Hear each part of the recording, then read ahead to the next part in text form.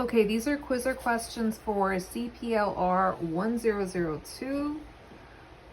Select the best statement. Each plaintiff joined in an action must be interested in obtaining all the relief demanded.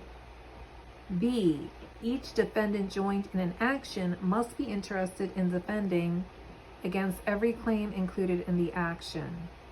C, both A and B are correct. D, neither A nor B is correct. Now, we just read the code. If you didn't go over that video, it should be on the playlist right before this one. So, this language was nowhere to be found. And remember, plaintiff and defendant reference in 1002 is literally word for word the same. So this is going to be D, neither A nor B. Reason being is that it's nowhere in the code. This language is not in the code.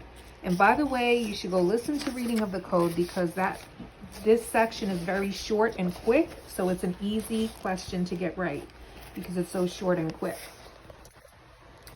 So answer is D, provides that each plaintiff and defendant need not be interested in every claim or all the relief demanded. Therefore, choices A, B, and C are incorrect. Okay, let's go on to the next question. In order to have permissive joinder of parties, 1, there must be a common question of law or fact. 2, the parties must be united in interest. 3, the parties must not be united in interest. 4, the rights asserted by the various parties must arise out of the same transaction, occurrence, or series of transactions or occurrences. The answer is going to be 1 and 4. Again, if you go and listen to the code reading, you'll see that exact language is in the code. So it's 1, there must be a common question of law or fact. And 4, the rights asserted by the various parties must arise out of the same transaction, occurrence, or series of transactions or occurrences.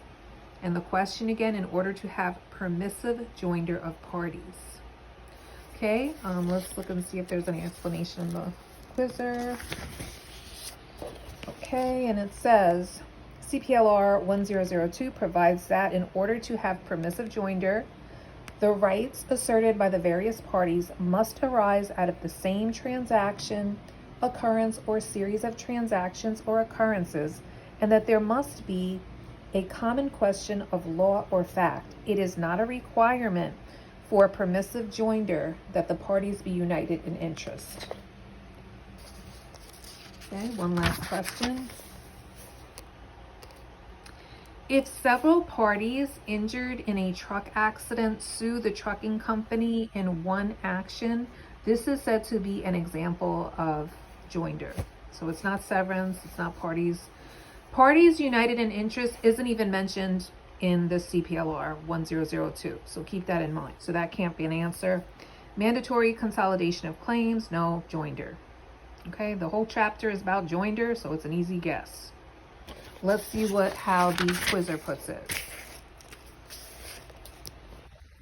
CPLR 1002A provides that when a number of plaintiffs seek to sue a defendant to assert rights arising from a common occurrence, i.e. the same accident, and there exist common questions of law or fact, then they are permitted to join their claims in one action against the defendant. Thus, choice D is correct.